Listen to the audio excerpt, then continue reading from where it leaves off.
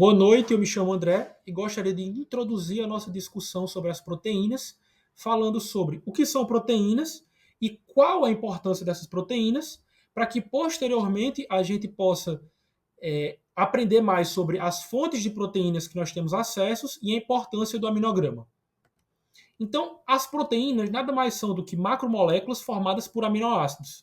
Daqui a pouco eu vou mostrar como são essas estruturas e essas relações funcionais. Então, a importância das proteínas está em diversos cenários do nosso organismo, seja compondo estruturas do nosso corpo, então função estrutural, funções regulatórias, catalíticas e de transporte do nosso organismo. A gente deve lembrar que, por exemplo, as enzimas que estão no nosso corpo, que participam dos diversos processos metabólicos, elas são proteínas. E aí, de onde é que vem os aminoácidos para que eu possa compor as proteínas? 11 desses aminoácidos eu consigo formar no meu corpo a partir dos elementos que eu absorvo na minha dieta. Porém, 9 desses 20 aminoácidos, que podem compor as proteínas, eu não consigo formar no meu corpo. Então, eu tenho que ingerir diretamente esses aminoácidos. E é o que nós chamamos de aminoácidos essenciais. Uma outra função que eu gostaria de destacar é a importância das proteínas para a manutenção do meu metabolismo energético e da preservação da massa magra, dos músculos do meu organismo. E aí, já introduzindo um pouco sobre as fontes de proteína, que daqui a pouco a gente vai poder aprofundar mais, eu posso encontrar tanto em fontes vegetais, mas principalmente em fontes animais, que geralmente são mais completas. Aqui eu trago a estrutura química dos aminoácidos que vão se ligar para compor as proteínas. A gente percebe que eles têm uma estrutura em comum, formada por um carbono, um hidrogênio, um grupamento amino e uma carboxila, e se diferenciam pelos radicais. Aqui eu trago brevemente, para a gente começar a falar sobre o aporte de proteínas que eu tenho que ter, esse artigo que foi publicado no ano passado, no New England, em que ele fala sobre o aporte de macronutrientes, de forma geral, que uma dieta balanceada em diferentes grupos populacionais deve ter. E aqui o que ele traz de resultado? Ele traz, nessa imagem, o quanto de proteína que cada pessoa, que cada grupo de indivíduos separados por idade deve ter de forma saudável. Mostrando que indivíduos mais jovens devem ter um aporte proporcional de proteínas maior, já que eles estão em fase de construção de massa magra e em fase de crescimento, de modo geral. Então, o meu aporte de proteínas ele acaba diminuindo um pouco, sendo para indivíduos maiores de 19 anos de 0,8 gramas por quilograma por dia, e pode aumentar em casos de maior demanda metabólica, como por exemplo na gravidez. Olá, eu sou a Ana e eu vou prosseguir a apresentação falando um pouco sobre as principais fontes de proteína e sua relação com o valor biológico. As proteínas, elas podem ser obtidas tanto de alimentos de origem animal quanto vegetal. De origem animal, a gente pode destacar carnes, peixes, ovos, leite e derivados. E de origem vegetal, a gente pode destacar leguminosas, cereais, oleaginosas, sementes e soja.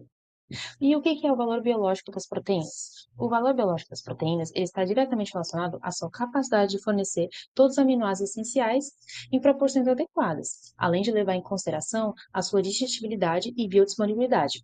Ou seja, quanto maior o valor biológico de uma proteína, mais ela vai ser completa e aproveitável pelo nosso organismo.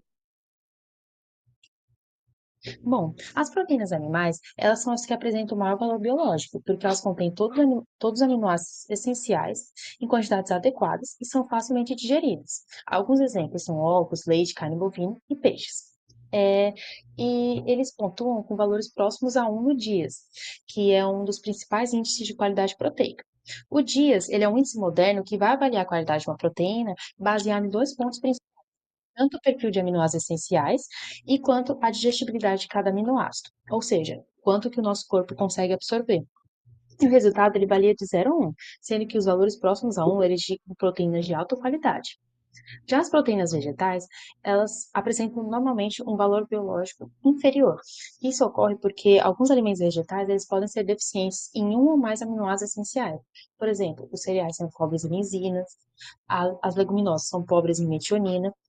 Além disso, a digestão proteínas vegetais ela costuma ser reduzida devido à presença de fatores antinutricionais.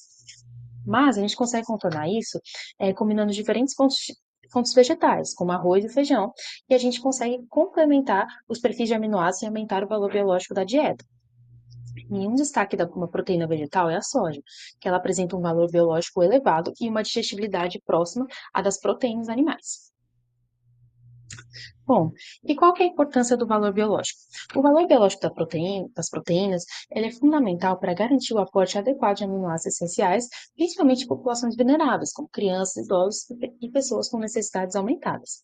E para melhorar a qualidade das proteínas vegetais, algumas estratégias podem ser utilizadas, como processamento térmico e combinação de diferentes fontes proteicas. Ou seja, para a gente conhecer as principais fontes de proteína, lógico, é essencial para elaborar uma dieta equilibrada e garantir que todas as necessidades de aminoácidos do organismo sejam atendidas. É isso, muito obrigada. Boa noite, me chamo Ana Júlia e hoje nós vamos conversar sobre o aminograma e qual é a sua importância. O aminograma é um perfil quantitativo e qualitativo de todos os aminoácidos presentes em uma amostra de proteína alimentar. E a sua importância reside no fato de que ele permite identificar a presença e a proporção dos aminoácidos indispensáveis para a síntese proteica e para as funções metabólicas humanas.